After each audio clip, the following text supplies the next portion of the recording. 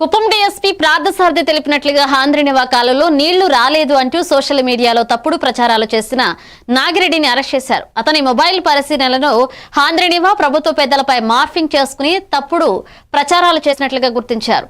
అధికారుల ఫిర్యాదు మేరకు సంబంధిత పత్రికపై కూడా కేసు నమోదు చేసి విలేకరిపై చర్య తీసుకుంటామని డీఎస్పీ హెచ్చరించారు. సంబంధించి తప్పుడు వార్తలను తన సోషల్ మీడియా ద్వారా ప్రచురిస్తున్నారు. దానివల్ల ఇతన్ని అరెస్ట్ చేసి అతని సెల్ ఫోన్ని పరిశీలిస్తే ఆ సెల్ ఫోన్లో ఇతడు ఏవైతే వీడియోస్ని ఫొటోస్ని మార్ఫింగ్ చేసి ఫార్వర్డ్ చేస్తున్నాడో అవన్నీ కూడా అబ్స్ట్రాక్ట్ చేయడం జరిగింది.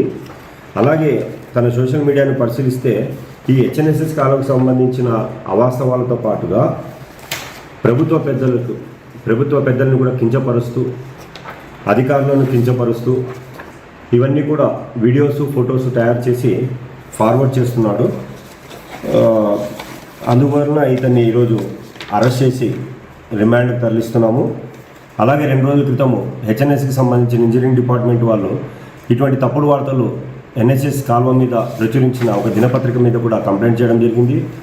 దాన్ని రిజిస్టర్ చేసి ఇన్వెస్టిగేషన్ చేస్తున్నాము. దానికి సంబంధించిన విలేకరుల మీద కూడా చర్యలు తీసుకుంటున్నాము.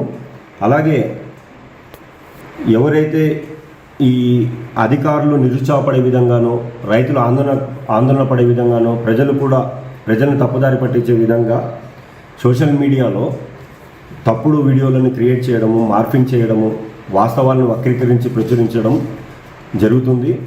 ఇలా చేయడం వల్ల వాళ్ళు ఈ అధికారులను నిరుత్సాహపరుస్తున్నారు. ఇంత కష్టపడి పనిచేస్తున్న అధికారులను కానీ ప్రభుత్వాన్ని కానీ కించపరిచే విధంగా చేస్తున్నారు. కాబట్టి వీళ్ళ మీద చట్టరీత్యా ఖచ్చితంగా చర్యలు తీసుకోబడుతుంది. వీళ్ళు ఇలాగ చేయడం వలన లా అండ్ ఆర్డర్ ప్రాబ్లం కూడా వచ్చే అవకాశాలు ఎక్కువగా ఉన్నాయి. కాబట్టి వీరి మీద కఠిన చర్యలు తీసుకుంటాము. ఎవరి